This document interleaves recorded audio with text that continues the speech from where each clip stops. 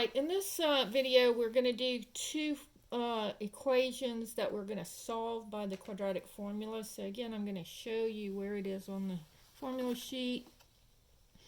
So the quadratic formula is right here. So I'm going to write it down. In this case it would be k is equal to minus b plus or minus the square root of b squared minus 4ac all over 2a. So in this case, a is 3. It's in front of the x squared term, or the k squared term in this case. B is 1, because it's understood to be a 1 here in front of the k. And then c is equal to negative 9. All right?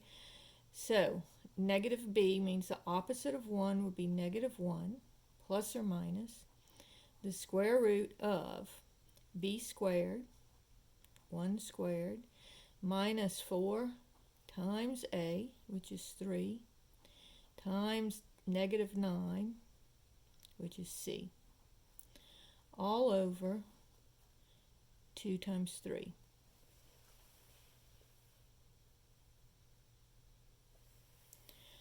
All right, so now I'm just going to take my calculator. I'm going to do this on my calculator. Make sure that you have this first term in parentheses. In this case, it really doesn't matter, but it's a good practice to have. So open parentheses, 1, close parentheses, squared, minus 4 times 3 times negative 9 equals. So underneath the square root is 109. And then 2 times 3 is 6.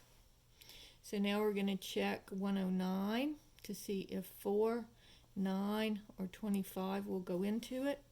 So 109 is not divisible by 4, because you get a decimal. And 109 is not divisible by 9, again a decimal. And it's not divisible by 25.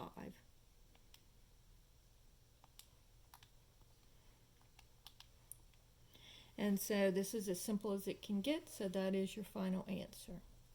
All right, problem number 17 says, and again this one is for the quadratic formula.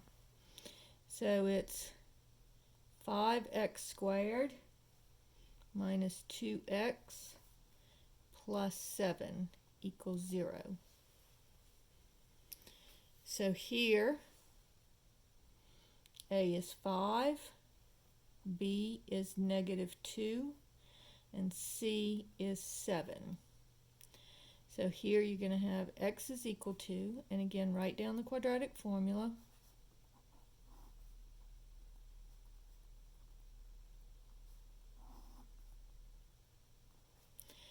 And then the minus b is the opposite of negative 2, would be positive 2, plus or minus the square root of negative 2 squared minus 4 times 5 times 7, all over 2 times 5. So this gives you 2 plus or minus the square root of, so again, I'm going to do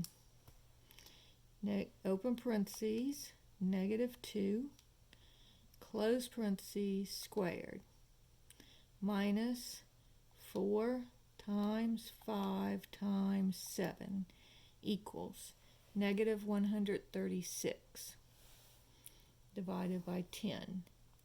Now, we cannot take the square root of a negative number without getting an imaginary answer.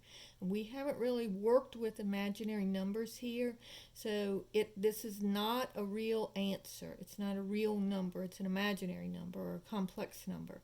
So in this text, you would just simply write does not exist. So for this answer, if you get the square root of a negative number, under the square root is a negative number, you can't take the square root of negative 136. If you try to on your calculator, If I try to take the square root of 30, any negative number, it's going to tell me error. And so you can't do that, so the answer does not exist. All right, so again, make sure you know the quadratic formula because it is on the exam.